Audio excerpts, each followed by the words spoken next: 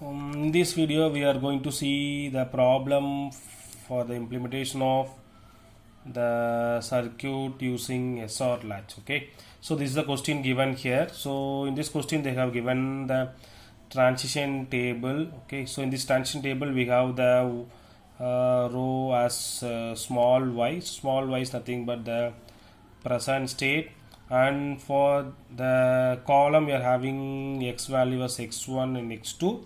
So here x1 x2 is nothing but the input of the circuit. Okay, and these values are nothing but the next state, which are generally represented by capital Y. So here we are having only one value in each cell, which means that the circuit diagram is going to have only one SR latch. Okay, so what we have to do is we have to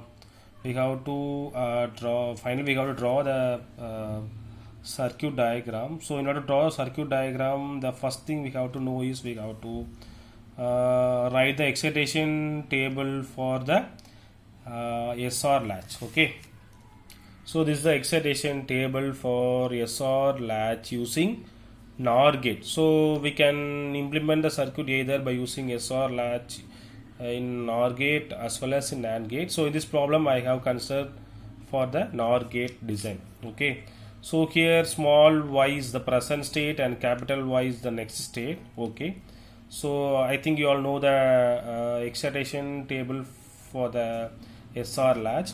So if the present state is 0 and next state is 0, means the input of the SR latch is 0 and x, and if the present state is 0 and the next state is 1, means it is 1 0, and if the present state is 1 and the next state is 0, means it is going to be 0 1. Okay, if the present state is 1 and next state 1, means then the input of the SR latch is going to be x 0. Okay, so by using this SR latch we have to find the value of S and R. So in order to find the value of S and R, we are going to have a two separate table. Okay, this is a two separate table for S and R. Okay, so the S will have the row value as y and column value as x1 x2. So 0 1 0 0 0 1 1 1 1 0, and for R also you are having the same y row and x column. Okay, and the next thing is we have to plot the input value of S and R using the excitation table. Okay, so first we see the transition table here. Okay, for y equal to 0, okay, for y equal to 0 and x1 x2 value is 0 0, for this value you are getting the capital value y as 0. Okay, which means that we have to find, by using this value, we have to find the value for S and R. Okay, so here the present state is 0 as well as next state is 0. Okay, just see the excitation table. So if the present state is 0 and the next state is 0, means then the S and R value is going to be 0x. So you are going to put the value of S equal to 0 and R equal to x in this S and R map. Okay, so here you are going to put 0 and here you are going to put x.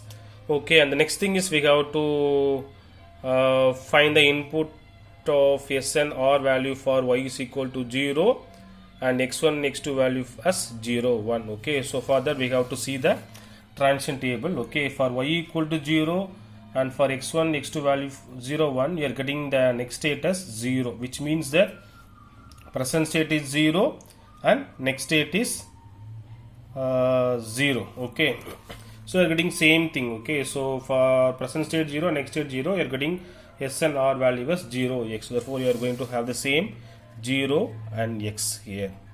And the next thing is we have to note down the value for y is equal to 0 and for x1 x2 value for 1 1. So just see the transition table. For 0 and 1 1, you are having the next state value as 0. So for 0 to 0 state, again you are getting the same S and R value 0 1 x.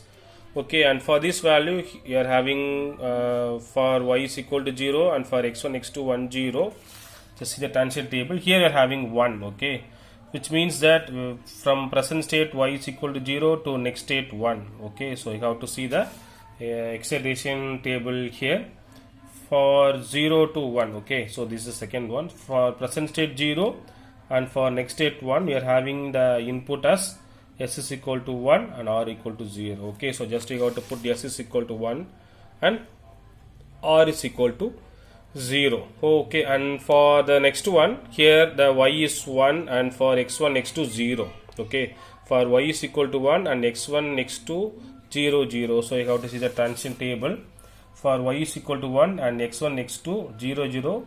For this input you are having the next state as 0, which means that present state is from 1 to 0. So just see that tangent table from 1 to 0, you are going to have s value as 0 and r value as 1. So just put s value 0 and r value 1 here. And for the next one, we have to consider y is equal to 1 and x1 x2 for 0 1. See the tangent table, y is equal to 1 and for 0 1 we are getting the next state as 0. Okay, so here we are having the present state as 1 and next state is 0. So just see the tangent table from 1 to 0, you are going to have s and r value as 0 1. Okay, so put s value 0 and r value 1. Okay, and the next thing is we have to find for y is equal to 1 and we have to see the tangent table for y is equal to 1 and x1 x2 as 1 1. Okay, so here you are having 1, so you are getting 1 here, which means that from present state is 1 and the next state is also going to be 1. So just see that excitation table. So 1 to 1 we are getting x and 0. Okay, put x here and here put 0, and the last one is for you have to see the tangent table for y as 1 and x1 x2 as 1 0. We are getting here 1. So again you are getting same 1 and 1 transition. Okay, so which means again you are going to have x and 0. Put x here and 0 here. So after that we have to find the equation for s and r. So in this s map you are having one group, so this 1 and x will become one group. So and if you write the equation, you are getting x is equal to x1 into x2 bar. And similarly for the r map you are having the this x and 1 1 become one group, therefore r is equal to you are getting x1 bar. So now you got the equations for s and r. So by using these two equation you have to draw the circuit diagram for the asynchronous sequencer circuit. Okay, so this is the diagram you got from by using s and r value. So here this is a s here, so what you are getting s is x1 and x2 bar. Okay, so this is x1, so this is x is connected to s1 is connected to this AND gate, and the second one is x2 bar, so this is x2, just you are going to invert, you will getting x2 bar, so this two times is going to be multiplied, therefore you are getting s value. And the next one is for r you are getting x1 bar, so just take x1 is here, just put invert, you will getting r, you are getting x1 bar, this is going to be r, and this is nothing but the SR latch circuit. Okay, and this is the capital Y. So this is the final circuit diagram for the implementation of the circuit using SR latch. Okay, thank you.